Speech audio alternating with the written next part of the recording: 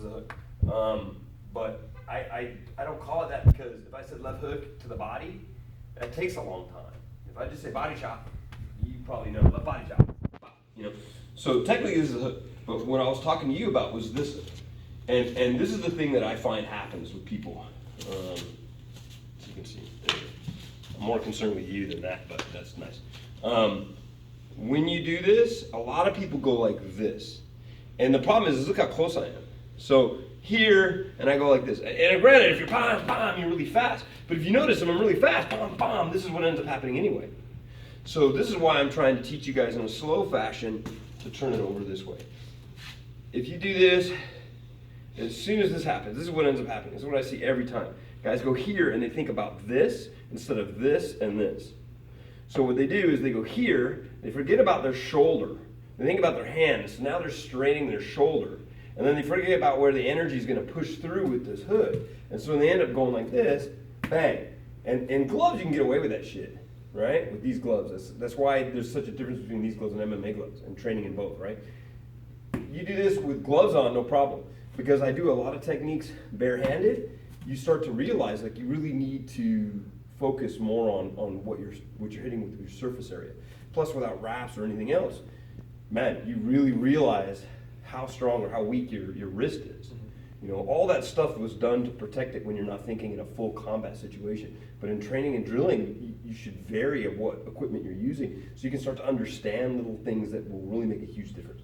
So when you're doing this, one, I'm drawing myself in, okay? I'm drawing myself to this.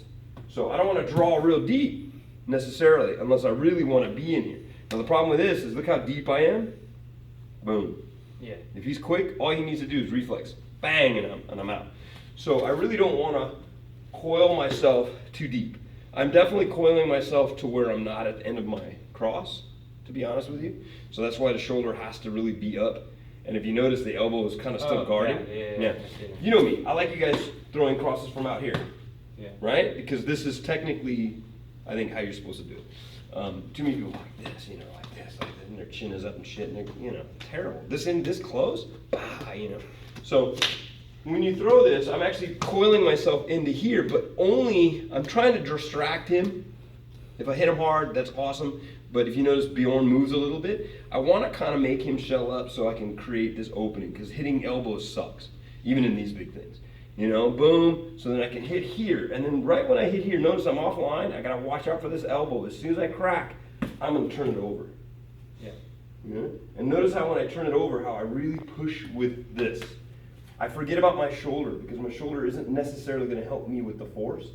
I only think about my shoulder as far as bringing it to my jaw to protect myself, like I would do at any end of any punch. I'm pushing with this, like if I had a jet engine pop out, Iron Man shit, boom, through, right?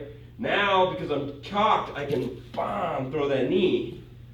Once I recoil down, just to make sure his hands don't hit me off the knee, I'm here. Again, should you technically leave your elbow up? I don't know. I don't think you should because it leaves an opening, but if you're aware of that opening, you can probably get away with it, and then you can hit him again. And then from there, you can do whatever you want. I mean, people turn over on those kicks, whatever. So it's really about being from where you're in a good guarded position to creating kind of these open arm type shit. Because I'm in a position where I'm close enough where these rotations are going to really work. Anything along won't work. I'm too close. Right? So he technically will have to try to grab me. He could try to push himself away, which if I'm hitting him hard, he will. He'll probably fall back. So it changes. But this is just to give you some ideas of weapons you can use when you're in these positions.